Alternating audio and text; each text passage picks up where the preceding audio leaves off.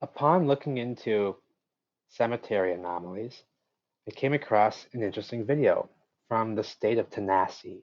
Yes, I said TennAssee. If you look on old maps of America, old maps, it will be spelled TENNASSE. A, not an E. Okay, TennAssee. They're screwing with everything. They're changing the words and screwing around. But I came across this interesting video. Now, what I look for is the ruins. I'm looking for footage of ruins, incredible statues, and out of place artifacts and buildings in cemeteries. But I came across this and I couldn't pass it up. I couldn't let this slide. This is too interesting. So we have what appears to be a refurbished, restored foundation here, which they've made into a pig pen of some sort for grave markers.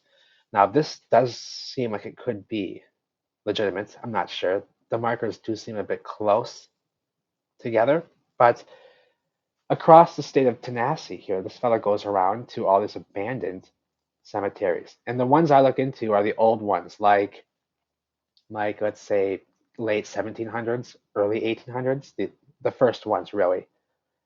And there's a lot of anomalies going on here. So I came across this video and I took some screenshots.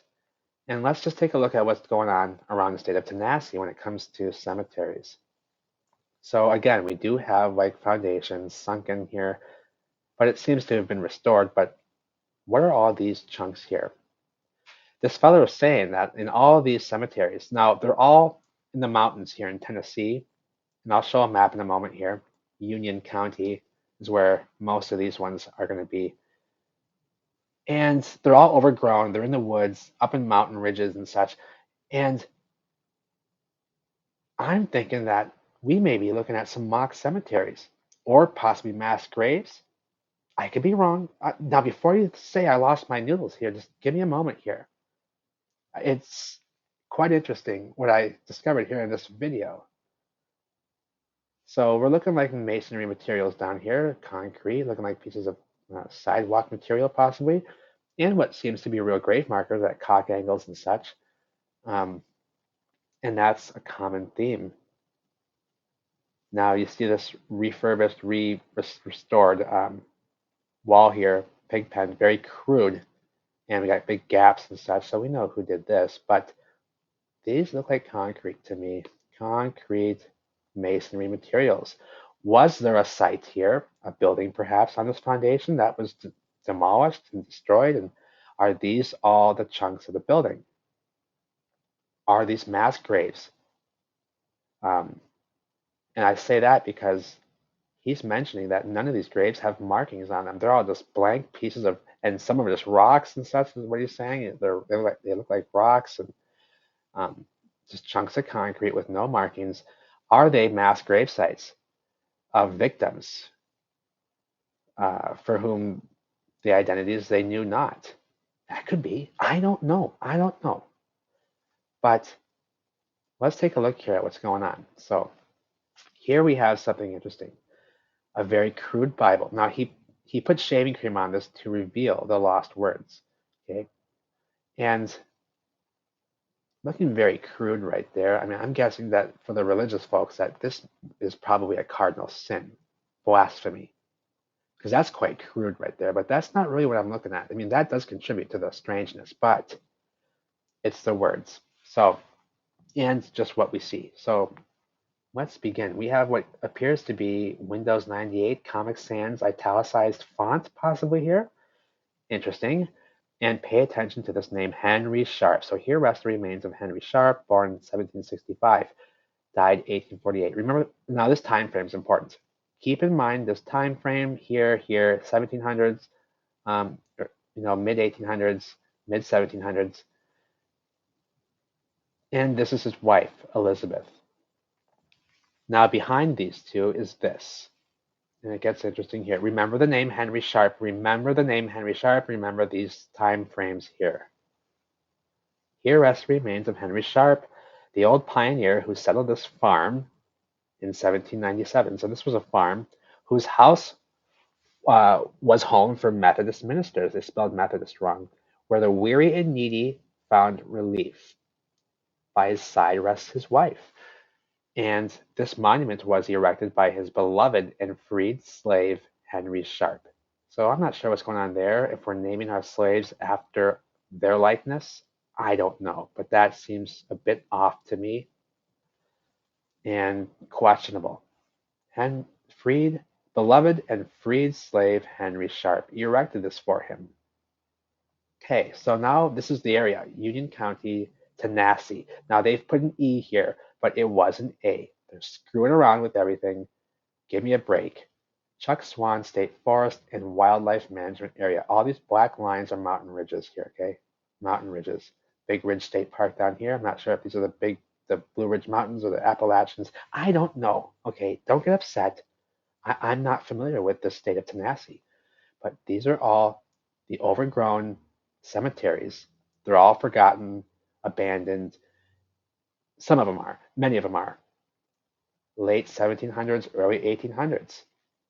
And they're all overgrown in the woods and very interesting. Union County.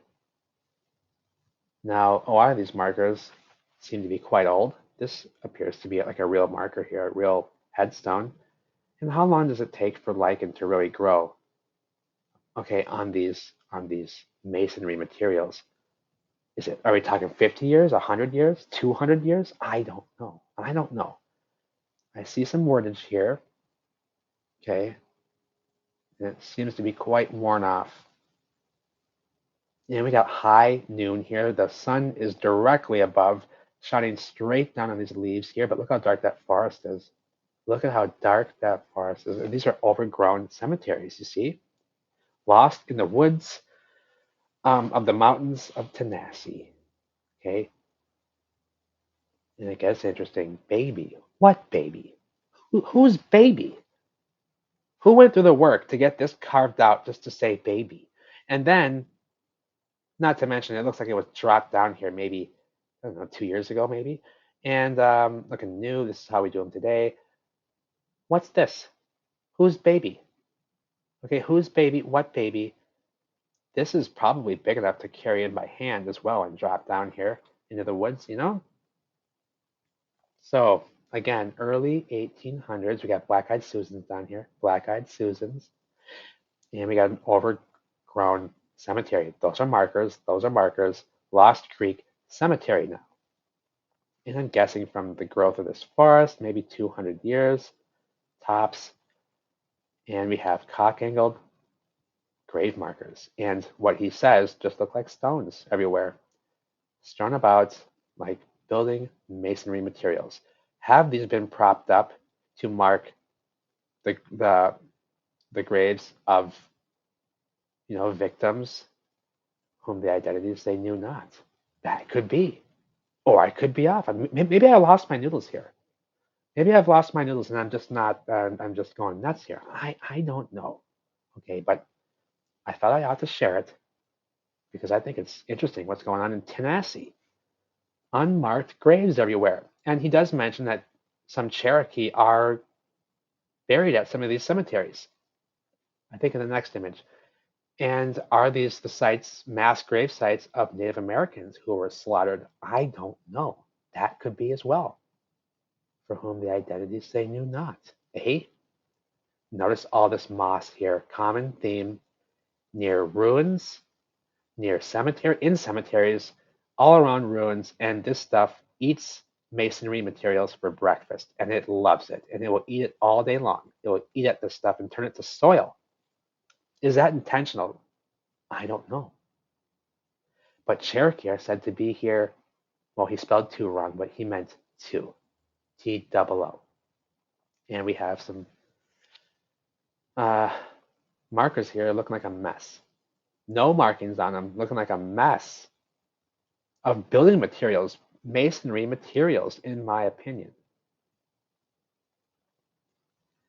Notice the moss. It loves stone, brick, masonry materials. That's what this stuff loves to eat. And you'll find it eating off of ruins, off of old markers and such, and everything. This stuff is hungry. Okay, we're going to take a look here at this, and we'll take a look here at this. We'll start here. Now, what he's saying is that on most of these markers that he finds marked, like this one here and this one here, are of soldiers and veterans, and all the rest are unmarked pretty much. Interesting. Remember the name Henry Sharp. Remember the time period, late 1700s up to the mid 1800s, okay? Here we have a war veteran of the War of 1812, George Snodely. Interesting name, a little bit questionable. I've never heard that name. Sounds a bit interesting. But the same time period here, Tabitha Rice, remember that name as well. Henry Sharp, Tabitha Rice, remember those names in these time periods. Late 1700s, mid 1800s, remember that. Now we're going to jump right over to this one, across this little moss bar. Let's check out what's going on that one. This one's strange. It's hard to read because it's just not making sense. So I will begin by starting at the bottom because this is the fellow's name. And it's supposed to be up here, but it's down here. So Conrad Sharp, born in North Carolina, 1767. Now let's stop there. That's a 1. That's anomalous. Usually in 1700s dates, we're going to see an I or a J. That's most common. So that's an anomaly. Here's an I for reference. Here's a J for reference. They knew what I's and J's were, but here's a 1. That's a bit strange to me. So Conrad Sharp. Oh, wait. There's that name Sharp again. We just met a Henry Sharp and a Tabitha Rice. Remember those names in these time periods, okay? Now, I don't know. I might have lost my noodles, okay? But just let's continue here. There's not a whole lot of screenshots I've taken, so let's get through this and let's see. So Conrad Sharp, born in North Carolina, 1767, son of William, born in Germany, grandson of Ben J. Sharp. There's that name again, Sharp, born in Ireland. So his dad was born in Germany and his grandfather was born in Ireland. And he's also the nephew of Ben J. Sharp. So his uncle has the same name as his grandfather. That could be, okay, interesting, but who under Colonel Sevier fought in the Battle of Kings Mountain and Boyd's. Mr. Colonel Conrad Sharp died in 1831. Hard to read that. It's just not making a lot of sense to me. Unmarked grave right up against it. What's that all about? These look like building materials, broken off building materials. And here's that name Rice. Remember Tabitha Rice? Well, here's the Rice family. Last name Rice. Last name Rice. And we have some pieces of concrete laying up here for whatever reasons. I don't know. And looking like broken down walls of a building to me. Structures. Here we have an unknown patriot of the Revolutionary War. Friend of Henry Rice. Stop right there. Give me a break. Okay, are these aliases that we're seeing here around the state of Tennessee? Was there an operation that happened around TennAssee? We just met Henry Sharp, did we not? We just met Tabitha Rice, did we not? And the Rice family, last name Rice. Now we have a Henry Rice, all in the state of Tennessee here, around these mountains, around that wildlife management area. These abandoned cemeteries. We got the same names going on here, being intermixed and such. And is it not a bit strange that Henry Rice didn't know the name of his friend here who fought in the Revolutionary War? How did they know that he was his friend? How did anyone know that he was his friend and they not know his name? Or how did Henry not know his name? How did they know that he was Henry's friend? I don't get this. First person buried here, and they don't even know when. Eh? Building materials. Are these mass graves? Are they just BS? I don't know. I don't know. That strange obelisk here, that seems to be like something that may have been here. And we got pieces of sidewalk squares here, possibly at cock angles, and maybe some real markers here with some etchings. But yeah, they got words on them. They look old. Lichen eating off of them. How old are these? Cock angles, and we have moss and lichen eating off of this, feasting off of this stuff. And the moss is all over these places. See, it loves masonry. Here's a church said to have been built in the late 1800s, stood for about 50 years, 40, 50 years, came down in like 1930, I think it was, 1933 or something, or 43. And here's what remains of it. And that looks quite old to me and smoked out, that staircase right there. Look how old that looks, the lichen and the moss eating off of it, how old that looks. And it was said like 1890 something, I think. I don't remember, but it was like a 50-year standing for that building, and it came and they demolished it. And here they say is, or he said, was the stepping stones for the folk, good old folk here to hop up onto their horse and buggies. That's what he said this was, the moss and lichen eating off of this, having a feast. Give me a break. Beautiful oak trees back here, and a mixture of trees. A bit more well kept, but it's an absolute mess down here. Absolute mess. We got some writing here. Are these props? Are they real? Why the unmarked ones? Would you bury your beloveds with no markings? So then, if not, then maybe these are unknowns. Maybe victims? I don't know. Or just complete bullshit. I don't know. But something ain't right, baby. Something's off with this. These are too close together for burial plots. I mean, where'd they bury the bodies here? Right, on top of each other? What's going on here? They're too close. Like, where are the bodies buried here? Eh? You know? And they even call this one the Old Mossy Springs Cemetery, Old Mossy, because that stuff loves masonry materials like structures, buildings, ruins, concrete, brick. It loves that stuff. And looking like some legitimate graves here. Not this one, not so much. Maybe there's a plaque on this side. I don't know. Likely there's a plaque on that side, but we have possibly a Bigfoot X structure right here, an X structure, and moss eating away at these probably sites of ruined structures. And what he finds is pretty much the only markings are of soldiers. Cherokee War 1838. That's what he finds when he finds markings, is soldiers, like we just saw. Lichen growing on this. It looks quite old. But how long does lichen really take? 50 years? 100 years? This could be from the 1800s. But yeah, it's just looking strange. Is it a prop? Is it real? I don't know, because it's not making a whole lot of sense. We got more Bigfoot structures back here. Bigfoot X, perhaps, possibly. I don't know.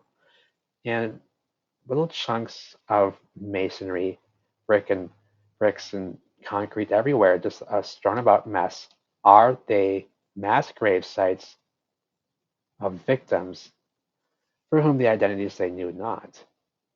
That I don't know. It's hard to say. Beautiful tree. I love the trees. I love the forest. Okay, I love the forest.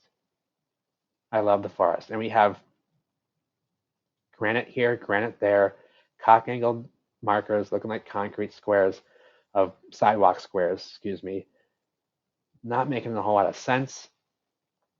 Maybe I lost my noodles. I don't know. I may have lost them. I may have lost my marbles, but I thought I ought to share it because I was looking for this type of stuff that he showed here at the end. Ruins that you find in cemeteries, which we have some brick ruins right here. He thought it may have been an old brick chimney. I'm guessing that could be it, but it seems like there's more all around it here of bricks laying out and stuff. So possibly a foundation of a building here, the entire building. He thought it was just a chimney left, but uh, either way, the moss loves this stuff. It loves the bricks. It'll eat it all day long into soil until it turns to soil. So that's questionable. Is that intentional? That this moss just happens to be at the sites of ruins, eating away at the stuff? I don't know. But that's what I had to share with you. I love you all, and take care.